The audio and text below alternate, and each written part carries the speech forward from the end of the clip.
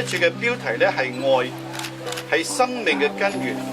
我哋反省人同造物主、人同大自然、人同人之間嘅關係，因為冇咗愛而破裂咗。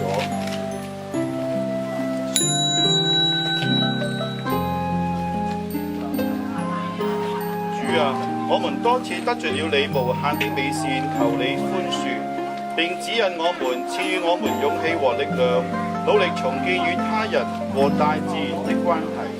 我們在這裏聆聽你的聖言，讀聖保祿宗徒格林多前書。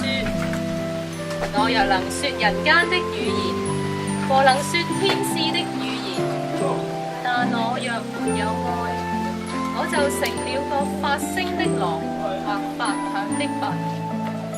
我若有先知之恩，又明白一切奧秘和各種知識，我若有全備的信心，甚至能移山，但我若沒有愛，我什麼也不算。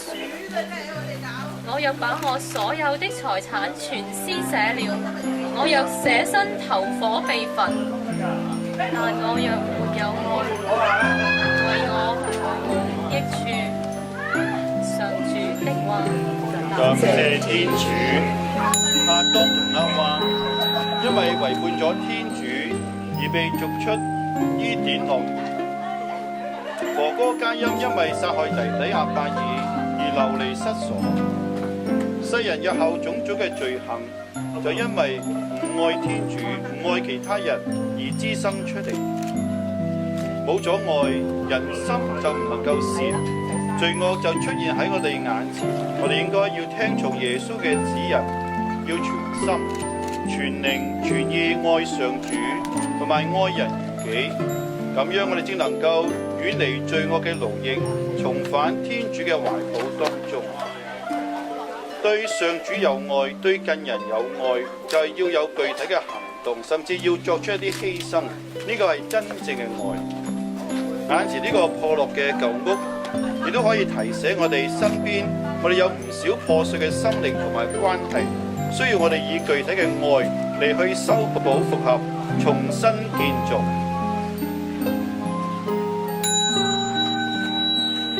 我實在告訴你們，凡你們對我這些最小兄弟中的一個所做的，就是對我做的。